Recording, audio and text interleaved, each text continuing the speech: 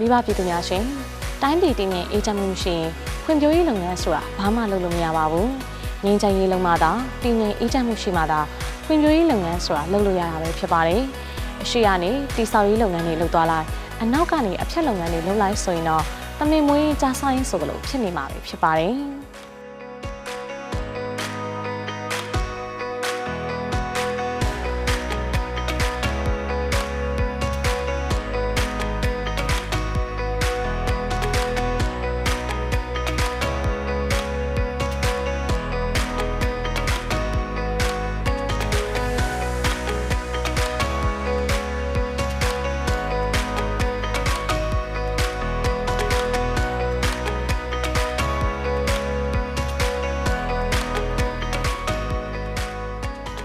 နိုင်ငံတော်သမ္မတကြီးဦးမင်းအောင်လှိုင်ဦးဆောင်တဲ့အစိုးရအဖွဲ့တွေဟာဧပြီလ20ရက်နေ့ကနေစပြီးတော့ရက်ပေါင်း100အတွင်းမှာ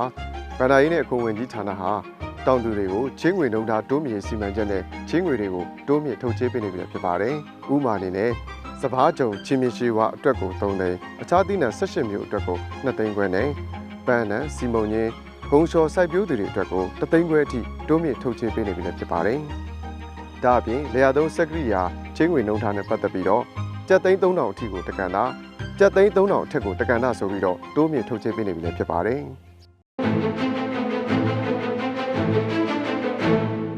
ပို့ကုန်နှစတိုးမြင့်တာအစီအစဉ်မှာတော့ပို့ဆောင်ရေးဝန်ကြီးဌာနမြန်မာစိတ်ကအာဏာပိုင်အနေနဲ့တူလောင်ရုံတွေကိုဦးစားပေးအနေနဲ့တိစောက်ပေးသွားမှာဖြစ်ပါတယ်လမ်းပန်းဆက်သွယ်ရေးနဲ့ပတ်သက်ပြီးတော့အနီးစကန်လေစစ်အစစ်မြစ်တကြိမ်လုပ်ငန်းကိုလည်းပြီးပြတ်အောင်ဆောင်ရွက်သွားမှာပဲဖြစ်ပါတယ်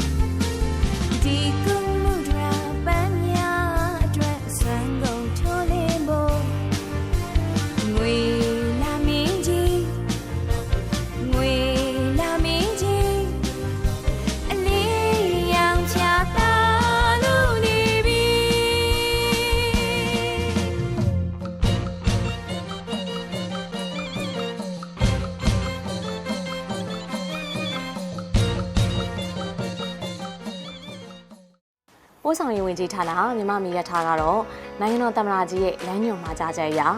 အရင်ပြေးဆွဲပေးနေတဲ့ရထားခီးစဉ်များအပြင်ရန်ကုန်မန္တလေးရန်ကုန်ရထားခီးစဉ်အဖြစ်အမှတ်5အစံအမှတ်6အစုံ4ပိဆက်ပါ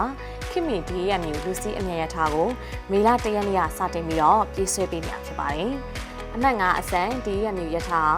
ရန်ကုန်ကနေမနက်6နာရီမှာစတင်ထွက်ခွာပြီးတော့မန္တလေးကိုညနေ4နာရီမှာရောက်ရှိမှာဖြစ်ပါတယ်။အမှတ်6အစုံ DMU ရထားကတော့မန္တလေးကနေမနက်6နာရီမှာစတင်ထွက်ခွာမှာဖြစ်ပြီးတော့ရန်ကုန်ကိုညနေ4နာရီမှာရောက်ရှိမှာဖြစ်ပါတယ်။မြန်မာပြည်ရထားဟာမိဘပြည်သူတွေရထားလက်မှတ်ဝယ်ယူရမှာပုံမလွယ်ကူလျင်မြန်စေဖို့အတွက်ကို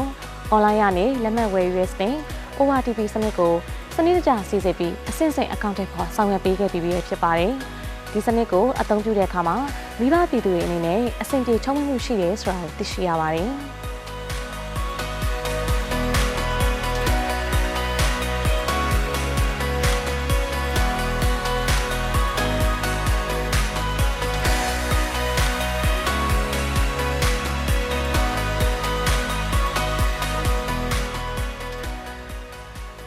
ဒါအပြင်ရထားလမ်းများကောင်းမွန်ရေးအတွက်ရထားလမ်းအားလုံးကိုတက်နိုင်တဲ့အဆင့်မြင့်တင်ဆောင်ရွက်ပေးသွားမှာဖြစ်ပါတယ်။လက်တလုံးမှာတော့ရန်ကုန်မန္တလေးလမ်း၊ရန်ကုန်မော်လမြိုင်လမ်း၊ရန်ကုန်ပြည်လမ်းတို့ကိုအဆင့်မြင့်တင်ဆောင်ရွက်ပေးသွားမှာဖြစ်ပါတယ်။